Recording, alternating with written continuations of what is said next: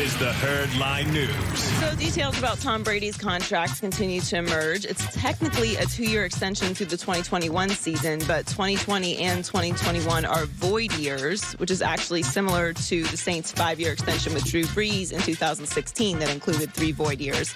And when asked about it during his media availability yesterday, he spoke about himself as if he belonged in the same category as players that know they could be cut at any time.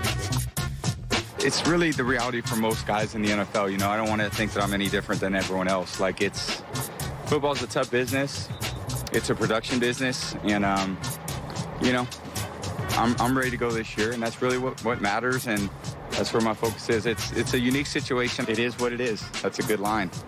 So whoever said it. Fireworks show, and my wife was just beside herself because her expectations were, it's going to be the greatest party of all time. Tom Brady's not just talking to us, he's talking to himself. It's a tough business. I got a 1-year deal. It's a production business. If I'm not good, I'm not here. I think, this sounds corny, but I think as you're in the middle of camp, controlling your own emotions are a real thing, right? Football's hard. Yeah, but it's Tom Brady, and it's kind of silly to think of it that way. I mean, when the whole Jimmy Garoppolo thing was going on, you really saw the true power of that dynamic between Brady and Belichick and Kraft and how all that interaction happens. Nobody feels like Brady is on the same level as a guy who's trying to make the team and if has a bad production year is going to be cut. That's just not how this scenario is going to end. There was a time where I believed it was possible that Bill Belichick would be able to cut Brady just without any remorse and get away with it. I don't believe that anymore. Well, he is the best player they have on the team. So, I mean, he does have that safety net. He's their best player. Right, but it's just kind of a weird tone he's setting. Like it almost tricks you. It's very good. It's very politician of him. Like, oh, you know what? Maybe Brady does have something to prove this year, you know? Let's just temper expectations a little bit. That's exactly why we don't go out on New Year's anymore. It's the most expensive, ridiculous night of the year. You have all these expectations of it just being this, like, just fireworks and confetti and the champagne is flowing, and it's always an expensive disappointment. Yeah, and the traffic's terrible. Yes, I mean, you're obviously not going to drive, so getting a driver is impossible. My dad used to call it amateur night. It really That's what he used to call New Year's Eve. He said it's amateur night. Amateur night, 100%. That's what New Year's is. Just stay home. It's so much more thrilling to watch the show. So Freddie Kitchens wants to make it known that there is zero inside information that is going to be leaked from the Browns organization under his watch. That was the message that he delivered yesterday when he was asked about the recent criticism from former Browns offensive line coach Bob Wiley. Listen, Bob wasn't under contract. All right, he forgot to tell everybody that. He wasn't under contract. He had talked about retiring forever. All right? So sometimes when a person says something, they have to be made to feel relevant. The days of inside information and the days of unnamed sources and stuff like that have ended. You're not going to get any information like that ever. Anybody. And if I ever see it, they're fired immediately. Oh, boy. That's the way we're running this organization. Oh, boy. And I can take it. John Dorsey can take it. We won't crack, I promise you. Boy, that's a lot of big words. Look, it's impossible to control the flow of information outside of an organization. I think that our how would you government can show that very clearly and obviously. You're not going to fire your offensive coordinator in week 10 because he spoke to a reporter and said something that displeases you. It's not a realistic situation. Also, how would you know who talked? If it's an unnamed source, how do you know which coach said something? Right. It's silliness. Now, look, there are organizations who are better at not letting information get out than others. The Patriots, we never hear anything from the Spurs. The Clippers didn't have series a bad week. But when you have leaks, it's telling you people doubt the leader's direction. It shows a level of dysfunction. And aside from doubting the direction, which is 100% true, people feel unsafe in their position and their role there. Yeah. So they want to get narratives out to protect themselves or to change the direction of the story. And that's all just an understanding of the culture. And now, you can have the desire to not have a leaky organization, but that's just a culture. Like you said, it's a culture of respect for one another. It's us against them. If we give them information, they can use it against us. We respect each other, and that's how it works. Finally, Mitch Trubisky is coming off a productive sophomore season under the then first-year head coach Matt Nagy. He was named Coach of the Year for guiding the Bears to 12 wins in the playoff berth, but the stakes are a little higher this year, and Trubisky has to grow into Nagy's offense, and Bears quarterback coach Dave Ragone told ESPN, this is the time to push the envelope, if not now, when. Coach Nagy is a great coach to play quarterback for, specifically in these types of settings in training camp, because he allows you to go out there, test some throws to see what you can get away with. We're constantly pushing that mentality. Now, obviously, Trubisky had an incredible jump from his first year, 12 games, 7 touchdowns, 7 interceptions, 59.4% completion rate. In 2018, he had 24 touchdowns, 12 interceptions, and a completion rate of 66.6%. He had a very Jared Goff first year and a very Jared Goff second year. He made a big leap. The difference is when I watch Jared Goff, I see an arm talent that is elite and getting better. When I watch Trubisky, I see a really good athlete who I don't think is an elite arm talent. My eyes tell me there's a much lower ceiling. Even though he jumped rookie to second year like Jared Goff, Goff's ceiling my eyes are telling me it's much higher than Trubisky's. I would agree, and this is kind of what worries me about the Bears this year, because there are expectations of the Bears, and you've heard Khalil Mack talk about it, and we talk about it all the time. The windows for these teams are often very small, because while you may have a very young quarterback, the rest of your team might be veterans in a position where they are reaching their prime and you need to win now. I feel like the Bears are going to be great this year. They're going to be what they were last year, but I just don't know if Trubisky is the guy to get right over the edge. And I think both of us feel that with Lamar Jackson. We can win games with him, right? But if they're trailed by 10 in the fourth quarter, okay, Lamar, you've got to throw. Okay, Mitch Trubisky, you've got to throw 18 straight times, and they know you're throwing. Right. That's what separates Brady, Rodgers, Brees, Russell Wilson, Andrew Luck. Yes, Patrick Mahomes. This league is not about your quarterback always playing with a lead. Sometimes your quarterback, Tom Brady, trails in a Super Bowl late, and they know he trails and he has to throw. And that's where I say Lamar and Trubisky to me look like limited ceiling guys. What can they do in those huge moments? Trailing. Because, by the way, because it's going to happen. Yeah, in some years, Tim Tebow won a bunch of close games when he had a great kicker in Matt Prater and a great defense. But over the course of 12 years, you're going to have 3-year stretches where you have a bad defense, injuries.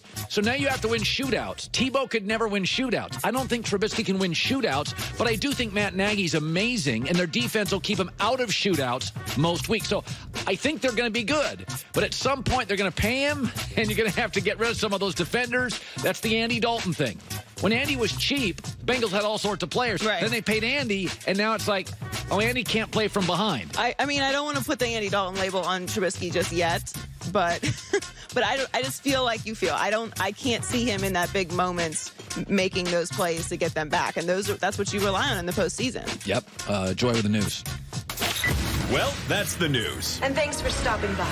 The Herd Lie News. It's funny. HBO tonight, John Gruden and the Raiders are going to be on Hard Knocks. And it was kind of the first football show we had that was really, really behind the scenes. For years and years, we watch NFL films and stuff. But Hard Knocks, you go into a camp, and they wire everybody up, and there's cameras everywhere.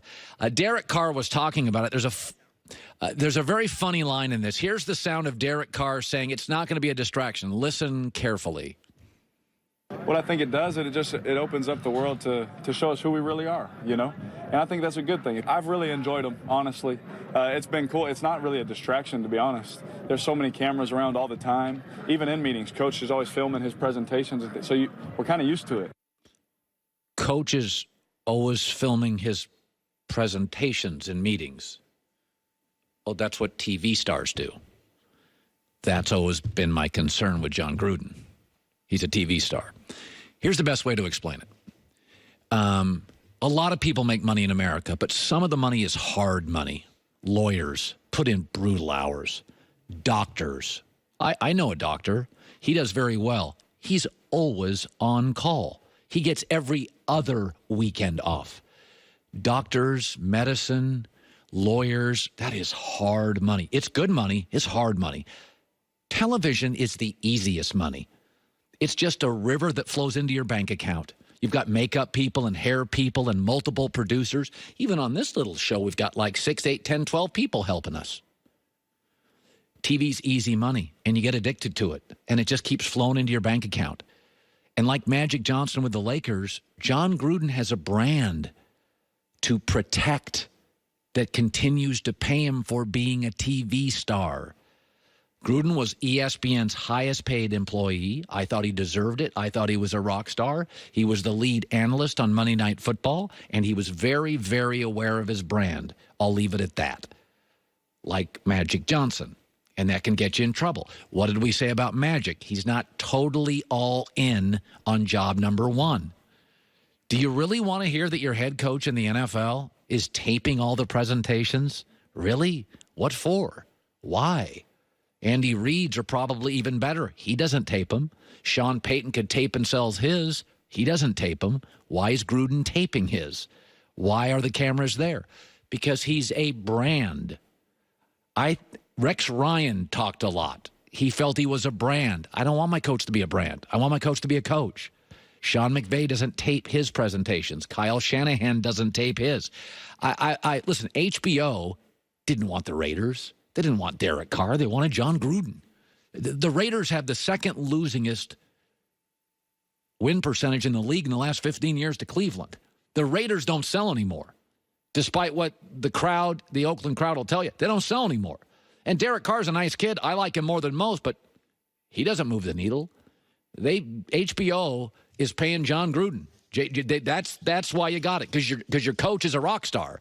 And I just don't love my coach being a rock star. I think John Gruden is great for business. I don't think he's great for the standings. I want a coach that's great for the standings. I don't give a rip about my coach being good for season tickets. And I think John is great for business. I mean, he's made the Raiders relevant. Who would deny that? I mean, they got a new stadium coming up, and they're making deals with venture capitalists for parking thing, and they're on HBO, and they're in the news, and they lead our show. That's great for business. Generally, great for business is not great for standings. So, Derek Carr. Yeah, I mean, he's taping all his presentations. Cameras are in the film room. Come on. Well, I mean, again, HBO picked the right guy. Gruden's fantastic. I mean, watch a little trailer. He's great at this stuff. I'm really not into dreams anymore, okay? I'm into nightmares. You guys with me on that? You got to end somebody's dream. You got to take their job. You got to take their heart. We're not trying to go to the Peach Bowl. We're not trying to go to the Gator Bowl or the Bluebonnet Bowl. We're trying to go to the Super Bowl, okay? And to do that, you got to really try to end somebody's dream. There is no Bluebonnet Bowl. It was last played in 1987. There is no Bluebonnet Bowl.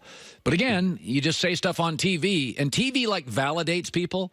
For years and years, I've done radio and TV, and I always say radio separates. Television, it's just playtime. Television's fun. Television's easy. Television's makeup. Television's production. Television, a lot of help. TV it validates people. Oh, you're on TV? You're a star. You're smart. You're on TV. I always say radio's way harder. Radio's like ditch digging. Television's no makeup people. You have smaller staffs. So Gruden just says Bluebonnet Bowl and Peach Bowl and Gator Bowl, and everybody's like, yeah. I haven't played the Bluebonnet Bowl since 1987. So it's a... Oh, boy. It'll be fun, though, right? You'll watch. I'll watch. Everyone's going to watch.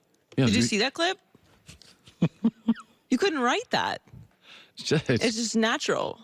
Just he's a very verbal. It's going to be so good. All right. I'm very excited. Coming up next, we've got another comment from an NFLer trying to persuade people into believing that NFL players are NBA players. And no, they are not, and they're not going to get paid like them, ever.